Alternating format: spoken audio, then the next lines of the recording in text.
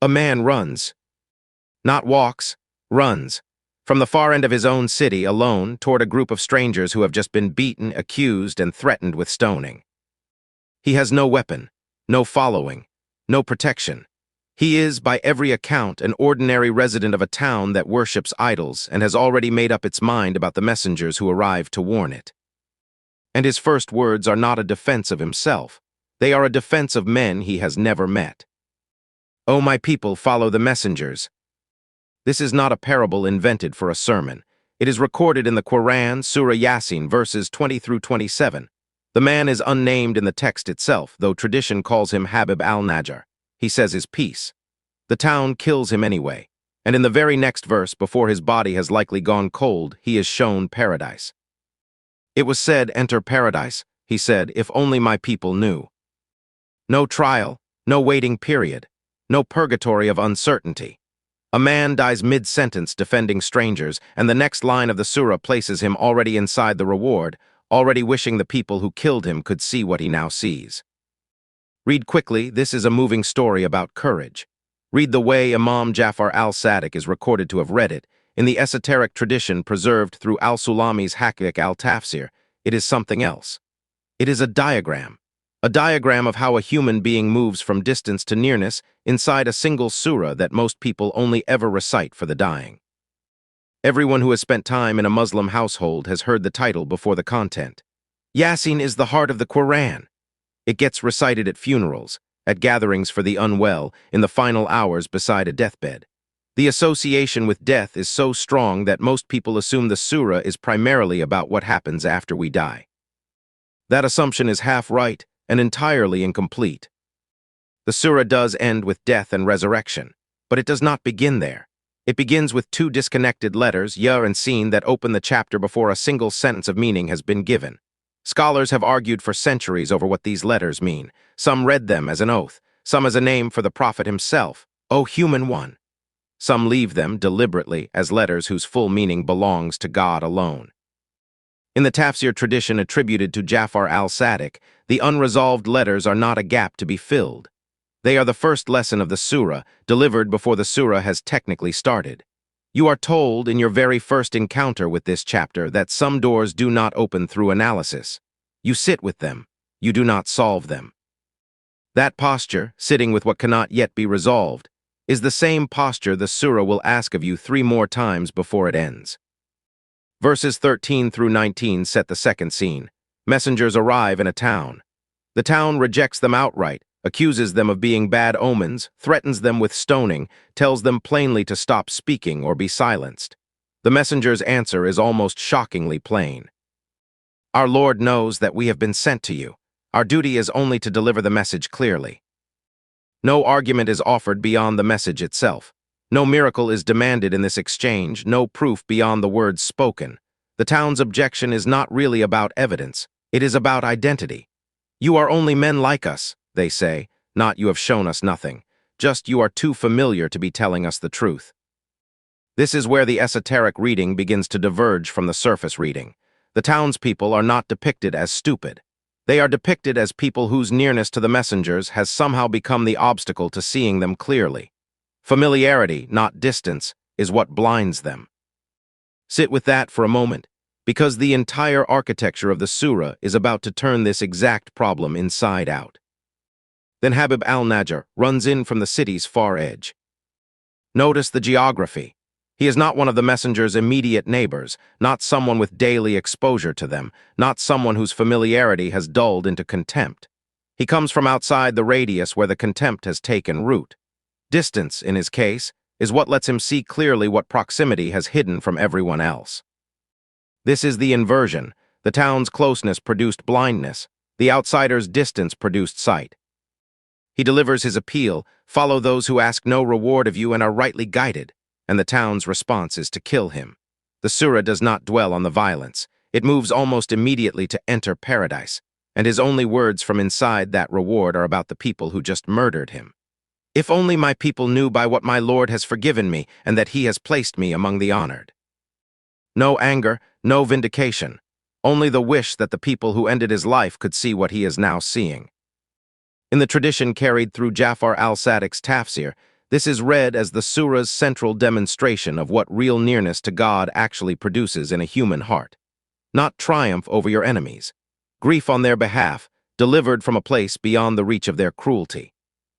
This is the second death the surah shows you, and like the first one, it happens almost instantly without the drawn-out suffering the scene seems to promise.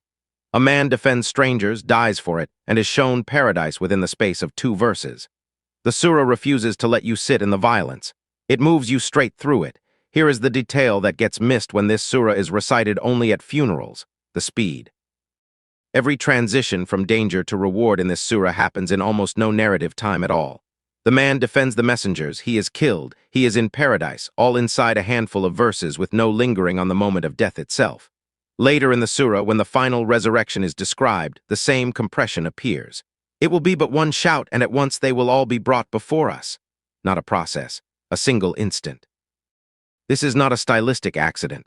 The esoteric reading treats it as the surah's actual argument about what death is. Not a long passage through darkness, but a single shout, a single threshold, crossed faster than a sentence can describe it. The surah is teaching you how to die before it ever tells you that is what it's doing, by showing you a man's death inside 2 verses that move so quickly you almost miss that anything happened at all. Read the whole surah again with this in mind, and the structure becomes unmistakable. Every major transition, the town's rejection, the runner's death, the eventual resurrection of all creation, happens with almost no warning and almost no aftermath shown on the page. You are shown the threshold. You are not shown the crossing. After the story of the town and the runner, the surah pivots to something that looks on first read like a change of subject. It starts pointing at ordinary things: the dead earth that springs to life with rain, grain growing from soil, the sun moving in its orbit, the moon waning until it looks like an old dried palm stalk, night peeling away from day. None of this is exotic. All of it is visible to anyone who has ever watched a season change.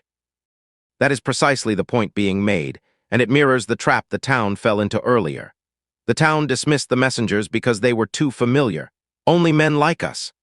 Now the surah turns to a set of signs that are dismissed for the exact same reason: too familiar, too ordinary, watched so many times they no longer register as evidence of anything. A field that goes from dead to green every year is treated as background.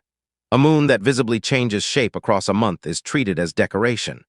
The surah's argument is that resurrection is not a strange claim requiring strange new evidence. It is something you have already watched happen, repeatedly, your entire life, in a form too ordinary to notice. Is not he who created the heavens and the earth able to create the likes of them? Yes, and he is the knowing creator.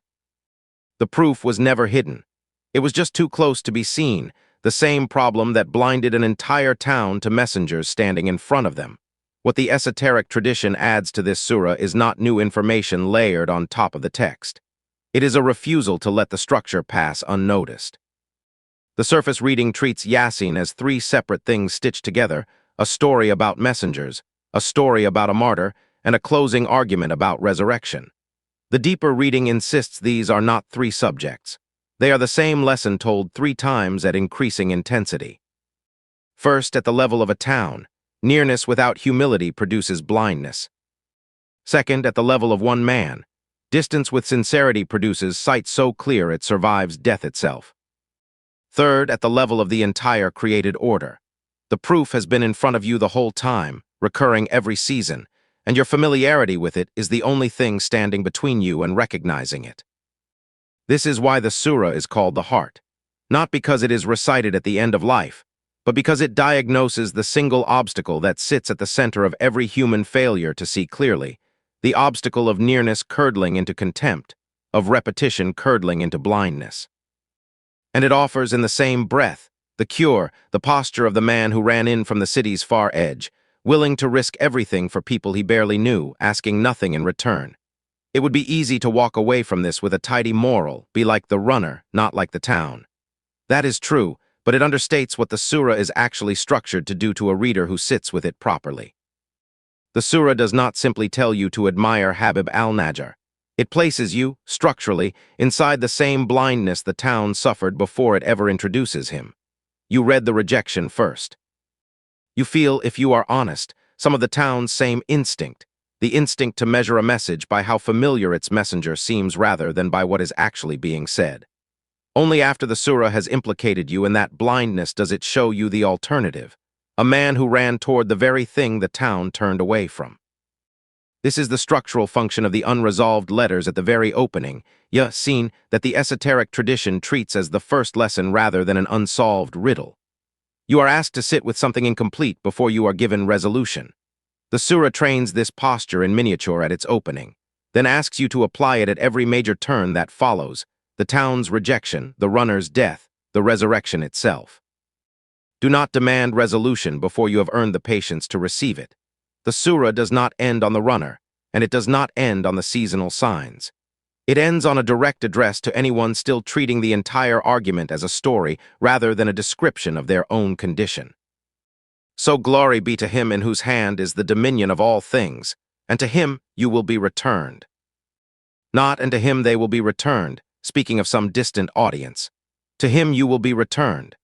The pronoun shifts directly onto whoever is hearing it, the same way the runner's grief shifted from himself onto the very people who killed him, the same way the dead field shifts from inert ground to green growth every year without announcement. That is the hidden layer, not a secret fact bolted onto the surface story, but a structure built to catch you in the same blindness the town fell into, then to show you, inside the space of a single chapter, exactly what it costs to run the other way instead, and exactly how close the proof of everything you doubt has been standing the entire time. The man ran in from the far edge of the city because nothing closer had taught him to see clearly. The surah asks the same of its reader before it is willing to let the final verse land.